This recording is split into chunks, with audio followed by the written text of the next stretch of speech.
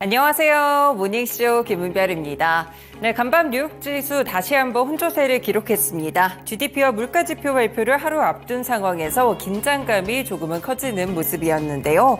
여는 총재들은 여전히 금리 인하를 서두르지 않겠다라는 입장들을 보여주고 있고요. 그리고 시간을 당길 수 있는 것은 바로 인플레이션에 대한 지표가 더욱더 강하게 확인이 돼야 될 것 같습니다. 그렇기 때문에 이번 주에 발표될 PCE 물가지수가 더욱더 중요도를 갖는 것인데요.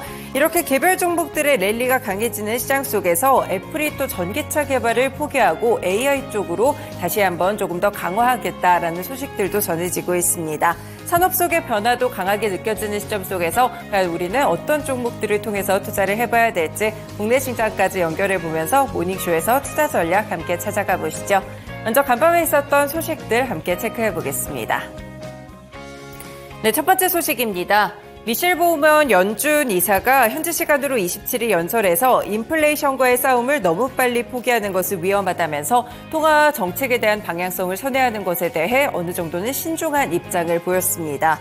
보우먼 이사는 플로리다 은행가들을 대상으로 한 연설에서 인플레이션이 2% 목표를 향해서 지속적으로 움직이고 있음을 보여주는 지표가 나온다면 통화 정책이 지나치게 제약적이 되는 것을 막기 위해서 정책 금리를 점진적으로 낮추는 것이 중요할 것이라고 봤습니다. 그리고 아직까지는 그 지점에 도달하지 않았다라면서 인플레이션이 추가적으로 둔화돼야 한다는 점을 강조하기도 했었는데요.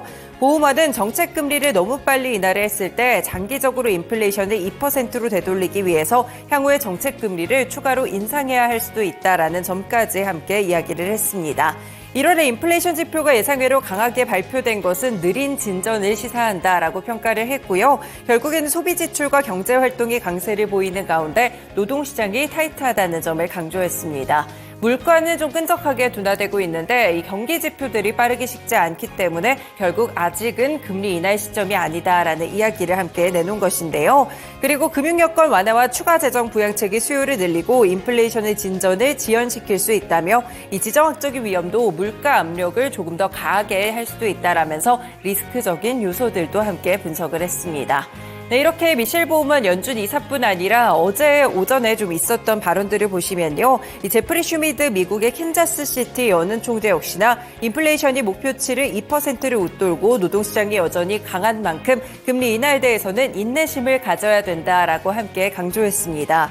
슈미드 총재는 인플레이션이 목표치를 상회하고 노동시장이 탄탄한 데다 수요가 상당한 탄력을 보이는 상황에서 선제적으로 정책 기조를 조정할 필요가 없다라고 이야기를 했습니다.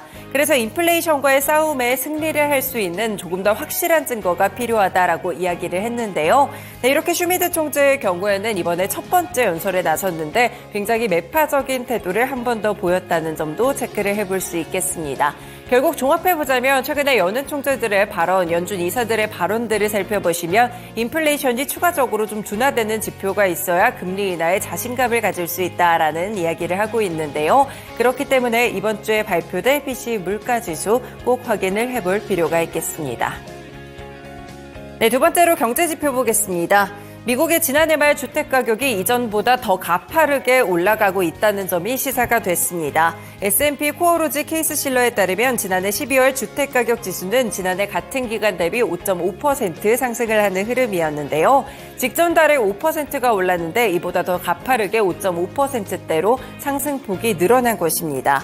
지난해 말 미국의 모기지 금리가 빠른 속도로 하락하면서 주택의 가격 자체 수요가 급증한 것으로 해석이 되고 있는데요. 주택시장에 억눌려 있던 펜트업 수요가 자극한 것으로 보인다라고 전문가들은 분석을 하고 있습니다.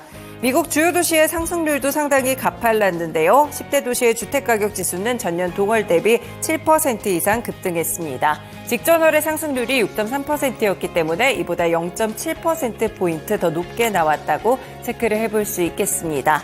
한 가지 지표가 더 있자면 미국의 소비자 신뢰도 지수인데요. 전월과 비교해서 하락한 동시에 시장의 예상치를 밑도는 모습들이 함께 나타났습니다.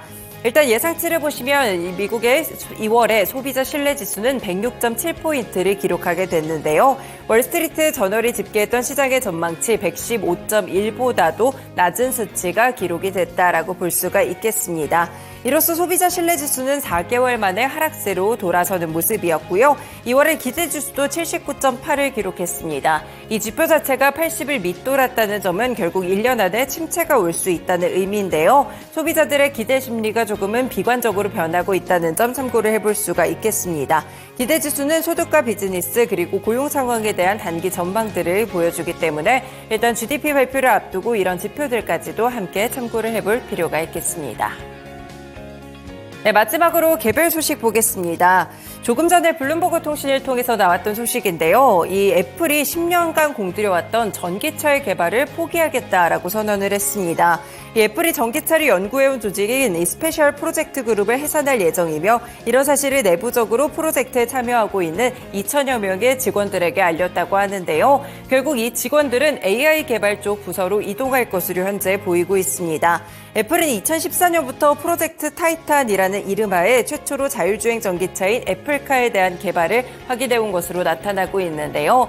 하지만 최근에는 인공지능이라는 것들이 조금 더 화두가 되고 있고 전기차 산업은 후퇴하는 과정 속에서 애플 역시나 이렇게 자율주행에 대한 부분, 전기차에 대한 부분들을 AI 쪽으로 좀 변경을 하는 것으로 보이고 있습니다. 최근에 실제로 이 전기차 사업부에 대해서도 굉장히 여러 이야기들이 좀 있었는데요. 구조조정과 회사의 전략 변경으로 계획이 지연돼 왔으며 최근에는 전기차에 대한 출시 시점 자체를 2028년으로 연기했었다라는 보도가 나오기도 했습니다. 이렇게 전반적으로 애플이 자율주행 전기차에 대한 애플카 개발 포기 소식이 좀 있었기 때문에 국내에서도 관련 종목들 함께 엮어볼 수가 있겠습니다. LG그룹주들이 이런 보도에 움직이기도 했었고요. 현대차나 기아까지도 움직이는 모습이었는데 국내에서는 어떤 흐름을 보이게 될지 조금 더 살펴보실 필요가 있겠습니다. 네, 이렇게 간밤에 있었던 소식들 3가지 함께 전해드렸습니다. 다음으로는 시장 마감 상황 들어보겠습니다.